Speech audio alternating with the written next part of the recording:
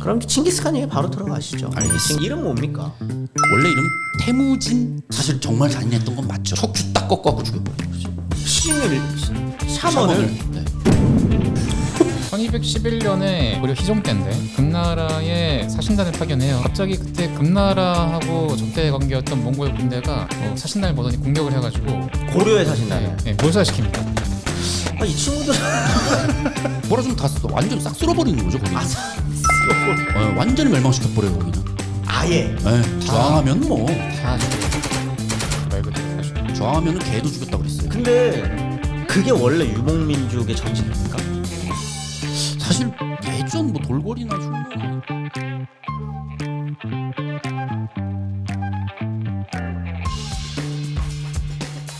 네, 몽골사 두 번째 시간입니다. 지난 시간에는 이제 뭐 간단하게 썰 푸는 차원에서 개념들 설명했다면 옷이라도 갈아입고 왔어야 되는 거 아니야? 아니 난 벗으려고 했어.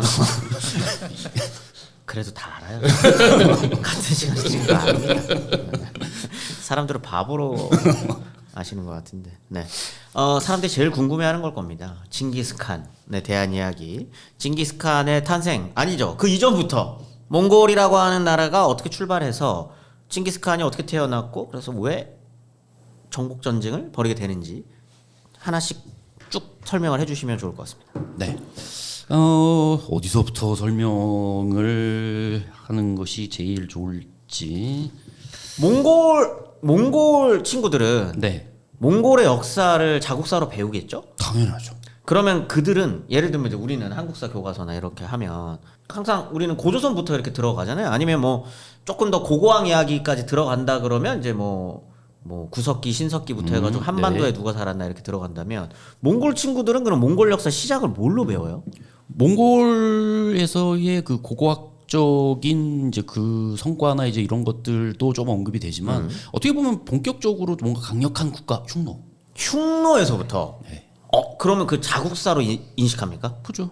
그러니까 몽골 어쨌든 그 지금의 현재 몽골에서 굉장히 강력하게 존재했었던 국가니까요.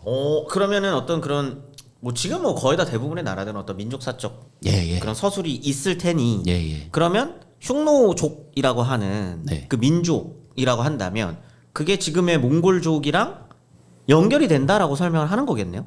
사실 그건 굉장히 애매한 건데 근데 이제 자국의 지금의 영토에서 있었던 일이니 말하자면 네. 이제 자국의 역사 교과서 네. 내에 이제 포함을 시킨다고 봐야 되겠죠.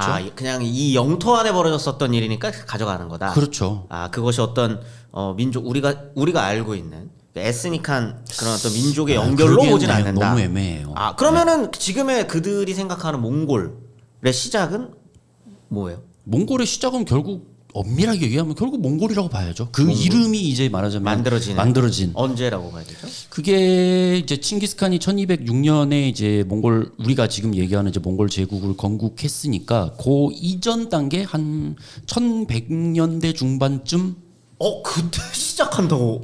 물론 이제 몽골 비사나 이런 거 보면은 그 이전에 뭐 선조가 누가 있고 쭉쭉 올라가지만 이거를 뭐 구체적으로 증명하기는 사실 좀 어렵고 약간 좀 신화 같기도 하고.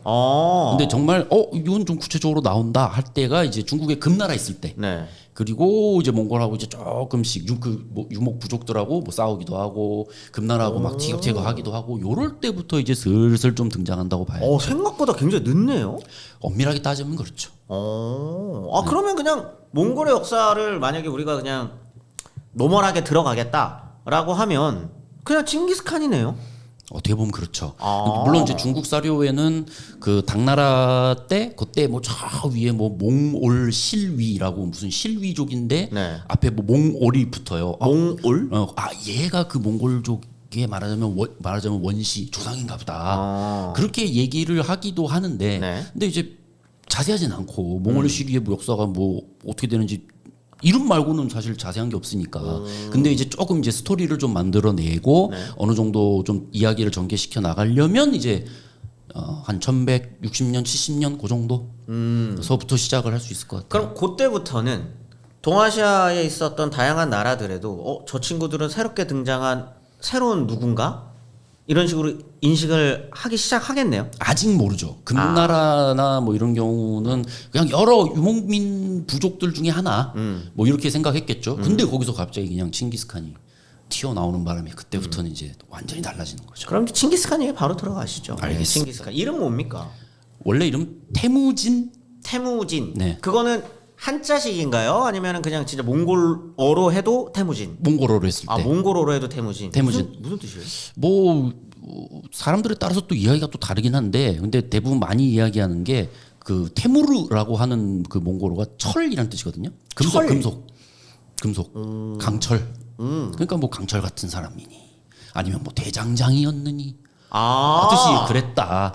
뭐 이제 이런 얘기들을 하고 있고 몽골 비사라고 하는 자료에 보면 이제 그 태무진의 아버지가 있거든요. 네. 아버지가 이제 뭐 다른 유목 부족하고 이제 막 전쟁해가지고 포로를 하나 잡아요.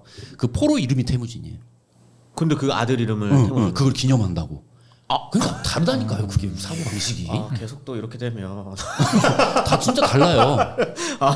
사고 방식이 달라서 그런 것이다. 그렇죠. 뭐 사고 방식이 일부러 달라서. 아들한테 뭐 안 좋으라고 그런 이름을 지어주는 건 걔를 당연히 아들로 삼은 건 아니고? 아니요. 이런 일은 전혀 없고. 물론 이제 나중에 이제 뭐 아들로 약간 음모론 같은 거. 아니 물론 아니야. 그냥 이해가 안 된다고 하니까 그런 방식이 근데 있잖아요. 기록에는 그렇게 나와 있어요. 내가 얘를 태무진 우계라고 하는 뭐 이름의 뭐 어떤 포로를 잡았대요. 그래서 내가 이걸 기념하기 위해서 지금 막 아들 태어났으니까 이 아들이 좀 태무진. 그 포로는 몽골 그 친구도. 그 친구가 아마 몽골의 다른. 그러니까 몽골 말고 다른 유목민. 다른 유목민. 그때는 몽골 말고 뭐 타타르 뭐 무슨 뭐 나이만 뭐 이런 다양한 이름의 유목민들이 있었기 때문에 예. 그럼 태무진을 한자식으로 표현하면 뭐예요? 철목진 이렇게 씁니다. 한자로 쓰면. 철목진. 네. 근데 우리는 이제 그것도 태무진. 그냥 태무진이라고 하는 그 발음을 이제 중국어로 이제 비슷하게 이제 발음 나는 글자를 따와서 하면 음차했다고 그러죠, 우리가. 음차하면 철목진. 네. 태무진. 그러면은 칭기스칸이라고 하는 거는 칸은 우리가 다 아니까. 네. 칭기스칸으로 바꾸는 건 본인이 칸이 되고 나서 이제 붙이는 본인이 이름이겠네요? 이제 말하자면 이제 그 유목 세계의 이제 군주가 되고 나가지고 네. 그 당시 샤먼이라 그러죠. 우리식으로 그냥 무당이라고 해야 될까요? 왜냐하면 당시 이제 몽골 사람들이 종교라고 하면 샤머니즘이니까. 그래서 그 샤먼이 붙여준 이름이에요. 말하자면 하늘로부터 받은 뭐 이름이려니 하면서 붙여준 이름. 자기가 칭기스칸 자기가 뭐 나는 칭기스칸이다 이런 게 아니고. 그 이름을 붙여주신 그 무당이 따로 있는 네, 거군요. 있어요. 지금 계속 이런 식으로 가면 그러니까 무당이라고 해서 좀 그렇긴 한데 우리가 그래서 편견을 가지면서 듣게 되는데. 샤먼. 그럼 이때는 재정일치가 아닌 겁니까? 그래서 그 샤먼하고의 이제 칭기스칸과의 권력 다툼이 좀 있어요. 그러니까 원래 이제 몽골은 그 샤먼의 말이 어떻게 보면 좀 절대적이거든요. 왜냐면 얘가 이제 빙의 해가지고 네. 이제 신으로부터 뭔가 이제 뭐 말을 듣고 이제 얘기를 해준다는 거예요. 그러니까 이 말을 안 따를 수 없잖아요. 영화 그 300에 나오는 약간 그런 느낌. 그 영화 300 보면 이제 그 올라가가지고 신전에서 완전 막 술에 쩌들고 마약에 쩌든 것 같은 막 그 샤먼들이 빙의. 이 날짜라 가면 안 되는데 하니까 돈 갖다 주니까 이 날짜 좋아 하면서 막 그러거든요. 예. 그거랑 거랑 비슷한 거네요. 그렇죠. 일종의 진짜 뭐 재정일치 같은 약간 이제 그런 느낌이 있는데 그러다 보면 당연히 칭기스칸하고 요 샤먼하고 충돌할 수밖에 없잖아요. 그렇겠죠. 요거를 이제 나중에 칭기스칸이 꺾어버리는 거죠. 그 재정이 분리돼 있던 걸 하나로 딱 붙여서 그렇죠. 예. 나만이 칸. 그렇죠. 얘 영향력이 너무 커지게 되니까. 근데 그렇다고 칭기스칸이 가서 칼로 대놓고 죽이면 이것도 또 이게 문제가 될 수 있잖아요. 그래갖고 이제 자기 동생이 시켜갖고 자 씨름 시합 좀 하지 하면서 이렇게 다 붙여갖고 씨름 시합이요? 딱 해가지고 척추 딱 꺾어갖고 죽여버리는 거죠. 신을 샤먼을. 네. 마치 그 이유민. 그렇네. 뭐 너무 무식하게 볼 필요 없네요. 고려도 얼마 전까지만 해도 그런 일이 이유민이 의종 있었군요. 죽이듯이. 그렇구나. 그렇게 죽였다는 근데 그게 기록이 돼 있어요. 상징적으로 되게 큰 의미를 가졌을 것 같은데. 굉장히 큰 의미를 갖고 왜냐면은 있어요. 그게 공개된 장소에서의 시합이었으니까. 그럼요. 거기에 있는 사람들이 와서 봤을 거고. 그럼요. 그걸 통해서 완벽하게 그 칭기스칸의 권력이 뭐 이른바 샤먼의 종교의 권력에 대해서 관계를 딱 설정했다는 의미잖아요. 당연하죠. 그러면은 이거는 재밌는데 왜냐면 그렇게 된다면은 그 말씀을 따르자면은 이 샤먼이 어느 정도 징기스칸의 활동 영역을 견제를 하거나 정하려고 했을 텐데 그 사건 이후로는 완벽하게 균형추가 넘어가면서 이 팽창을 확장하거나 이런 모든 활동을 벌이는 데 있어서 그렇죠. 견제를 제약이 안 사라진 받는 거죠. 거죠. 그렇게 등 허리를 꺾고 죽였다는데. 허리. 물론 자기가 직접 죽인 건 아니지, 동생 시켜가지고. 어쨌든 그게 공개적인 장소였다면 그럼요. 정말 큰 의미죠. 네, 엄청난 의미예요. 그거. 스펙타클이네. 칭기스는 무슨 뜻이에요? 그럼? 그것도 또 학자들마다 다 또 뜻이 달라요. 이게 막 딱 이게 맞는 이게 말이 없나 봐요. 어떤 사람은 위대한, 보통 그렇게 알고 있지 않나요? 어떤 사람은 좀 약간 뭐랄까 잔인한. 잔인한. 근데 그건 좀 약간 감정이 들어가 있는 네. 것 같고. 그래서 어떤 사람은 새소리. 새소리? 칭기스칸이 뭐 주기식이라고 해야 될까요? 이런 거 할 때 뭐 새가 왔대요. 그랬더니 새가 칭기스하고 울었대. 그러니까 그런 약간 설화적인 네네. 얘기. 뭐 설화니까. 근데 이제 가장 좀 그럴 듯하다라고 하는 이야기는 바다. 바다요. 네.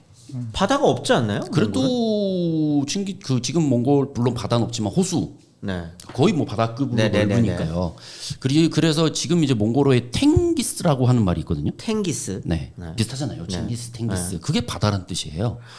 그러면 바다의 칸이라고 하는 게 이제 뭐냐면 우리 사해의 군주 이러잖아요. 네.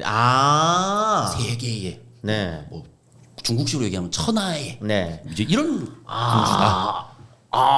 라고 하는 뜻으로 얘기하는 경우가 많아요.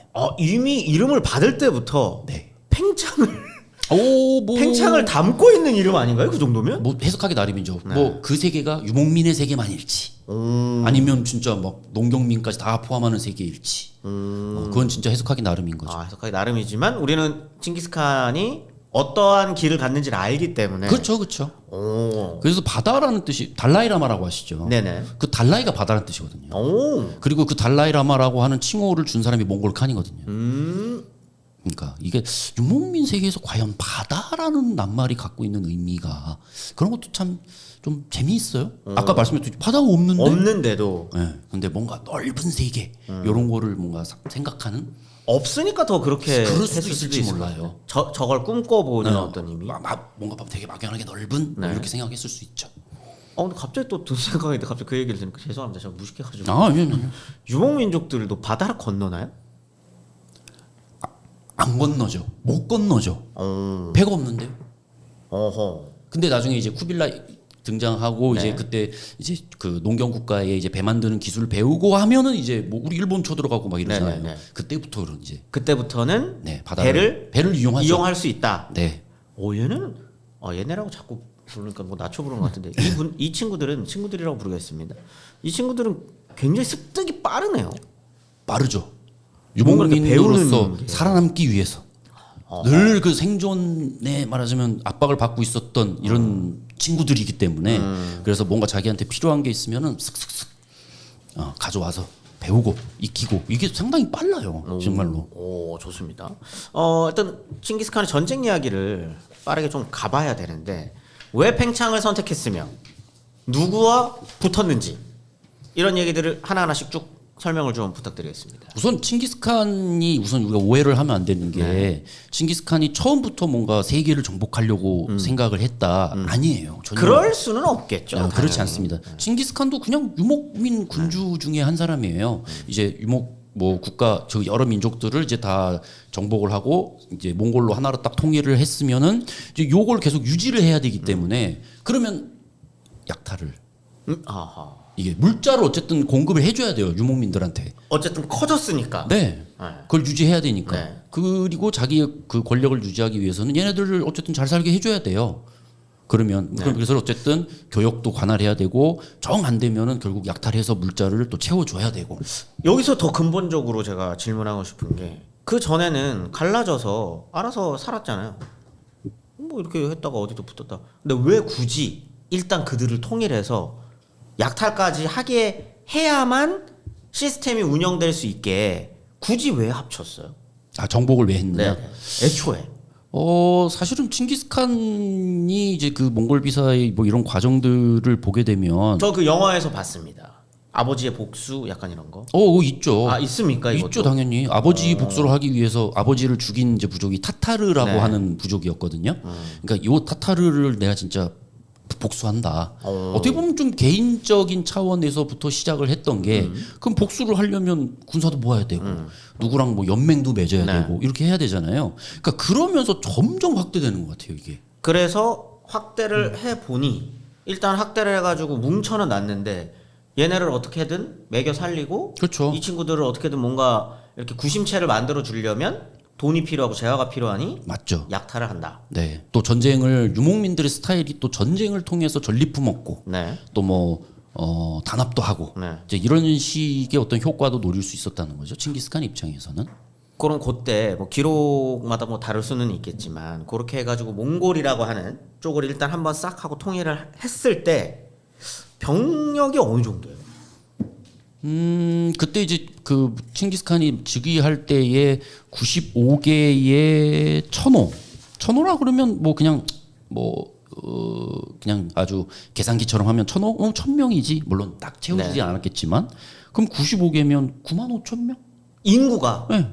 인구 다 그러니까 합쳐서 그 어떻게 보면 그 군사를 직접 이렇게 낼 수 있는 게 9만 그런 5천. 단위가 95,000. 오 그럼 많은 거 아닌가요? 9만 5천이면? 95,000이면 사실 그 밑에 농경국가 뭐 송나라니 금나라니 요 얘네들에 비하면 많지는 않아요. 사실은 많지는 않은 편이죠. 이때 한 고려가 우리가 한번 전쟁 하거나 한다. 어느 정도 모을 수 있죠? 한 금나라랑만 전쟁했을 때 한 어느 정도로 모으죠? 요하고 전쟁했을 때 네. 최대 20만까지 20만. 기록에 있죠. 예. 그럼 고려가 훨씬 많았네. 그럼요. 귀주대첩할 때 20만 모았다 그러잖아요. 그 9만 5천으로 도대체 어떻게 싸웠길래? 게다가 95,000명인데 얘네들이 다 그럼 병사 아니야? 여자분도 있고 아이도 네. 있고 있을 텐데 네. 그럼 더 주는 거죠. 병사를 네. 이용할 수 있는. 그럼 뭐로 싸웠길래? 그럼 이제 싸우는 어쨌든 거예요? 뭐 강력한 기동력을 가진 뭐 이제 유목민이 이런 얘기 하잖아요. 네. 근데 그것도 한도가 있죠. 네. 그럼 어떻게 하냐면 이제 자기가 정복한 이제 뭐 부족이나 혹은 뭐 농경 민족들을 차근 편입시키는 거예요.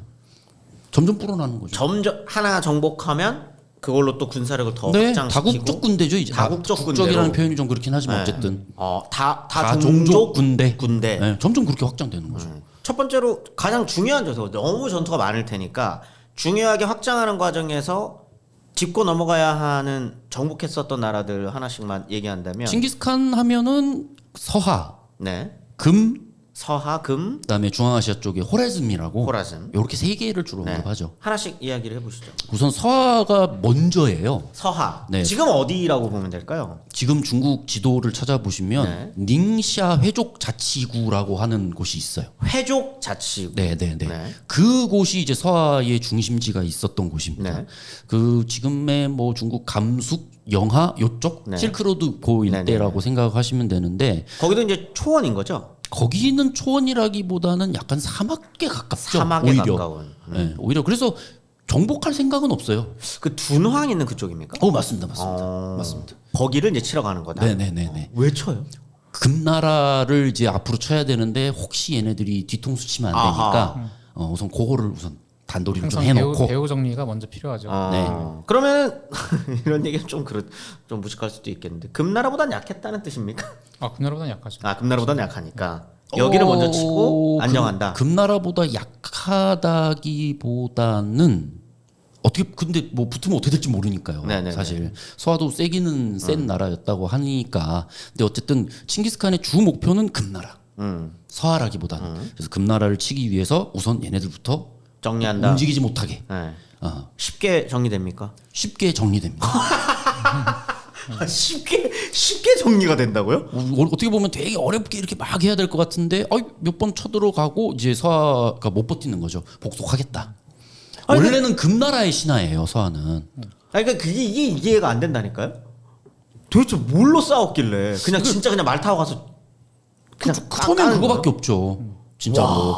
근데 이제 서하 쪽에 뭐 도시나 이제 이런 걸 공격하려면 사실 공성전을 해야 되거든요. 사실 유목민 뭐 말만 타고 어떻게 공성전을 하겠어요. 근데 그 와중에서 또 계속 배우고 공성 무기가 이런 게 있군. 이제 이런 식으로 점점 기술 습득, 무기 습득 이런 속도가 굉장히 빨랐던 거죠. 그래서 서하는 쉽게 정리가 되고 그렇죠. 이제 항복 항복하고. 복속 이제 금나라 안 복속을 도와주겠다. 일단 거기를 뭐 영토화한다거나 아, 전혀 그런 생각 없어요. 거는 아니고 그런 생각은 없어요. 징기스칸한테는. 우리 금나라 갈 건데 너네 가만히 있어라. 아니면 혼나? 네. 라고 하고 이제 금나라를 가는 겁니다. 금나라도 혹시 쉽게 정리됩니까? 금나라가 한 3년 4년 버티다가 그래도 좀 버티네요. 네, 왜냐하면 이제 몽골이 뭐 봄, 여름, 가을 이렇게 왔다가 겨울 되면 빠져요. 이렇게 계속 있는 게 아니라 왜냐하면 지네 말들 이거 쉬게 해주게 해야 되고 밥도 먹이고 밥도 살도 먹여야 찌워야 되고. 네, 이래야 되기 때문에 네. 그래서 계절별로 왔다 갔다 합니다. 네.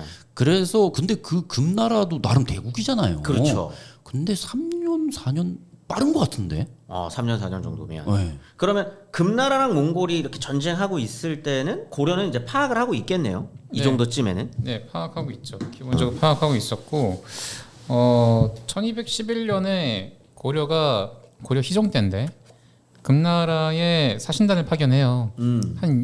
파견했는데 갑자기 그때 금나라하고 적대 관계였던 몽골 군대가 사신단을 보더니 공격을 해가지고 고려의 사신단을. 네, 몰살시킵니다. 이 친구들은 몰살시키는데 고려 입장에서는 그게 첫 번째 조우였어요. 몽골과. 그러면 일단 몽골이라는 애들을 잘 몰랐는데 네. 여기서 갑자기 금나라 사신으로 갔는데 거기서 그냥 소문만 듣는 거죠. 어이 저기 무시무시한 놈들 있다더라. 금나라를 뭐 거의 막 공격하고 있다더라. 이렇게 알고 있는데 그 전쟁 중인 와중에 어쨌든 금나라하고 사대 관계였으니까 고려는 그쪽으로 일단 사정도 알아볼 겸 또 이제 뭐 적응하고 뭐 학원 그런 외교 관계도 맺을 겸 갔다가 몽골 애들한테 잘못 걸린 거죠. 와, 다 몰살. 네, 몰살 당했는데 고려 입장에서는 이걸 빌미로 몽골 쪽에 항의를 하자니 괜히 그랬다간 몽골 쪽에서 마침 잘 됐다. 니네 우리랑 관계 어떻게 설정할래?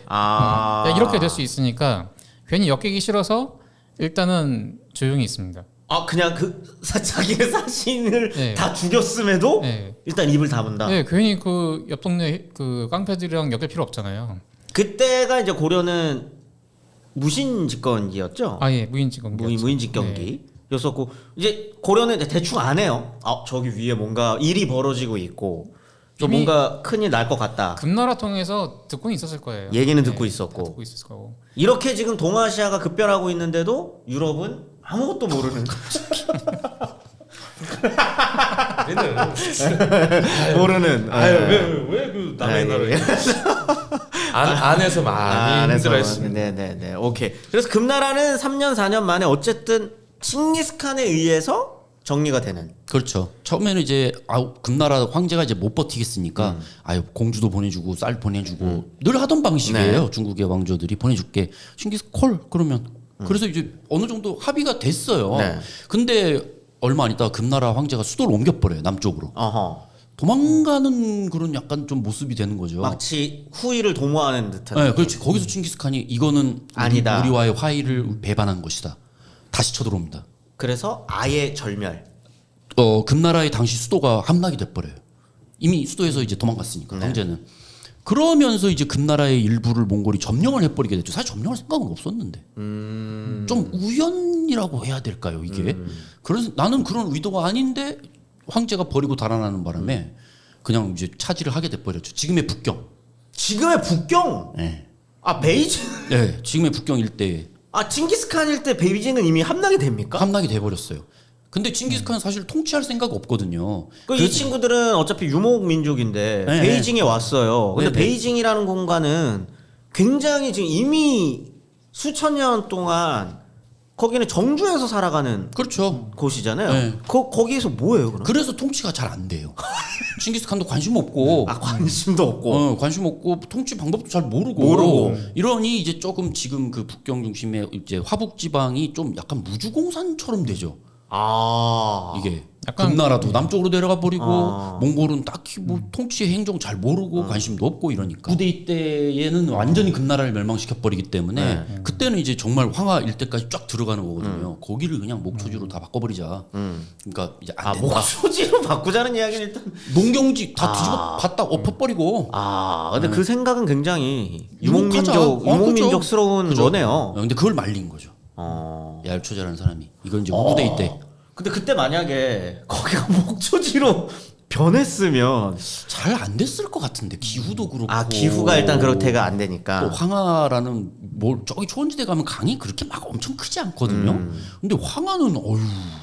홍수도 날 때도 어마어마한데. 있고 알아서 농사가 막 지어지고 막 네, 이러는데 막 흙이 막 뭐 이만큼 품고 이렇게 나중에 이제 쫙 퇴적시킨다 그러잖아요. 그러니까 뭐 말이나 양소를 풀어서 키우는 거면은 뭐 대충 뭐 풀 뜯어 먹고 할 테니까 되긴 됐겠지만은 그 땅이라고 하는 게 너무 아깝잖아요. 사실은 사람들이 모여서 농사 짓고 하려면 굉장히 많은 더 작물을 낼 수 있는데 그 사람들이 다 쓸모없다고 얘기하는 것 자체가 사실은 유목을 했던 사람들 입장에서 그걸 잘 몰랐던 거죠. 모르기 때문에 몰라요, 했던 말. 농사의 어떤 결과나 이런 것도 잘 모르니까. 알겠습니다. 일단 어쨌든 그렇게 해서 금나라는 정리는 되는. 그렇죠. 금나라 이제 황제 남쪽으로 도망가. 네. 그러면 호라짐은 왜 가는 거예요? 이제 금나라를 계속 이제 밀어붙이는 그런 과정에서 이제 계속 싸우고 있고 거기는 이제 칭기스칸 직접 안 가고 네. 이제 뭐 알아서. 이제 뭐 장군 하나 보내갖고 계속 관리해 이러고 그리고 이제 칭기스칸은 중앙아시아 쪽에 있는 뭐 호레즘이라고 하는 국가랑 교역을 하려고 그래요. 교역. 네, 사실 아까도 말씀드렸지만 유목민에게 있어서 또 교역은 교역이란 또 중요하니까. 굉장히 중요하거든요. 그래서 이제 상인하고 그다음에 뭐 공식 사신하고 같이 이렇게 딸려갖고 호레즘 쪽으로 보냈더니 웬걸 상인 다 죽여버리고 누가요? 거기 국경지대 이제 넘어가거든요. 네. 그 호레즘과 몽골에 이제 넘어가야 되는데 그 국경에 있었던 그 도시를 관리하던 사람이 이건 첩자다. 첩자다. 그래갖고 그냥 다 죽여버려요.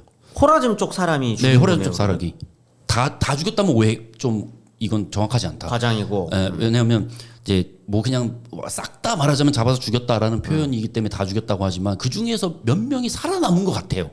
뭐 화장실 잠깐 갔다가 뭐 했는데 다 죽어 있었다 할지 도망쳐온 사람이 있어요. 어디로? 그럼 몽골로. 몽골로. 그러니까 알죠, 칭기스칸이. 그래서 혼내줘야겠다.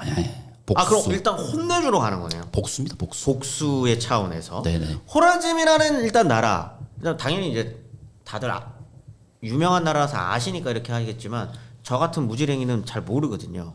어떤 나라였고 어느 정도 영향력이 있는 나라였고 거기를 친다는 건 무슨 의미인가? 이런 것도 좀 설명을 해주시겠어요? 지금의 이제 지도로 보면 뭐 우즈베키스탄 그 무슨 스탄들 있는 네네, 우즈베키스탄, 스탄들 있는. 뭐 투르크메니스탄 네. 이란 쪽으로도 넘어가고요. 그 영토가 꽤 컸어요. 호라즘은. 중동 초입이라고 볼 수 있겠네요. 네, 맞죠.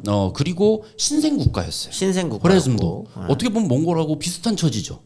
얘도 신생이고 얘도 신생국이고. 근데 이쪽은 무역업을 중점적으로 하는 국가였고. 그렇죠, 그렇죠. 그래서 어떻게 보면 서로 좋은 관계를 맺자고 이제 칭기스칸이 사절하고 상인들을 보낸 건데 그 국경에 있는 그 말하자면 국경 도시 담당자가 그냥 다 죽여버린 거니까. 이런 상황. 그래가지고 이제 칭기스칸이 항의를 위해서 친정으로 오는 겁니까? 사신을 한번 보내요. 사신을 꾹 한번 참고. 보내고. 꾹 참고 보내는데 그 사신을 또 죽이고. 그럼 호라즘은 사실 전쟁을 하자고 하는 거네요. 어떻게 보면 정말 그랬다고 봐야죠. 몽골을 얕잡아 본 측면이 있다고 봐야죠. 얘네들 뭔데? 뭐 약간 새로 이제 막 만들어진 자기들도 나라. 강하고 좀 그런 방심이 있지 않았나. 그리고 심지어 그 사신들 중에 한 명은 수염 불태워갖고 보냈대요. 수염을 수염을 이렇게 불에 태워가지고 칭기스칸한테 보냈대요. 왜 자꾸 그런 짓을? 정중부 약간 그런 느낌으로. 모욕을 주는 거죠. 그때 칭기스칸이 완전히 돌아버렸다고. 뒤집어져서 친정을 금나라는 이제 알아서 하고 나는 호라즘으로 간다. 네. 사실 전혀 칭기스칸은 생각하지 않았었던 않았던 바인데. 그러면 이런 지금까지 얘기만 들어도 그냥 칭기스칸은 사실 몽골족 정도 이렇게 통합해서 무역 좀 하고 이렇게 해가지고 여기 약탈 조금씩 하면서 이렇게 하려 그랬는데 예전과 같은 그런 유목 국가 만들어 보자 뭐 이런 정도였는데 이게 사태가 희한하게 가는 거죠. 금나라 치고 그다음 베이징까지 얻게 되고 여기서 뭐 나는 걸로 어쨌든 좀 되네, 세금도 좀 거치네. 근데 호라즘이 까부니까 그래서 호라즘을 쳤는데 이기는 거죠. 호라즘 다 완전히 싹 쓸어버리는 거죠 거기는. 쓸어버리. 완전히 멸망시켜 버려요 거기는. 아예. 네. 중앙아시아 다 끝나버려요 거기서. 성 안에 있는 주요 주민들, 그러니까 뭐 지배층에 가까운 사람들 그냥 하고 저항하면 뭐 다 죽여요. 말 그대로 다 죽여요. 저항하면은 개도 죽였다 그랬어요. 근데 그게 원래 유목민족의 전직입니까? 사실 예전 뭐 돌고래나 흉노나 이런 쪽에는 그런 얘기는 안 나오거든요. 근데 유독 몽골은 희한하게 유독 죽이네. 저항하면 그냥 하여튼 제 발로 항복하면 살려줘요. 그러면은 그냥 말씀 듣다가 궁금한 건데, 그러니까 처음에 시작이 아버지에 대한 복수잖아요. 예. 그 얘기를 명예라고 바꿔서 얘기해봐도 될까요? 너 그러니까 아들로서 그러니까 내가 왜냐면은 이게 지금 개인의 이야기로 가서 하는 지금 내러티브 우리가 지금 이렇게 재밌게 말씀해 주시고 있는데, 이렇게 해보면 어떨까요? 유목민이니까 특징상 이게 하나가 어떻게 보면 막 중앙 집권적이 아니라 여러 군데 있어서 이제 탈중앙적이잖아요. 그런 상황에서 이 몽골 혹은 징기스칸의 권위를 유지하고 안정적으로 가져가려면은 필요했던 거는 설득을 하거나 아니면 위협을 하거나, 그러니까 공포가 되든 설득이 되든 하나의 권위를 갖는 존재가 돼야 되잖아요. 그랬을 때 뭐였죠? 호라즈민 같은 경우는 무시를 하는 거잖아요.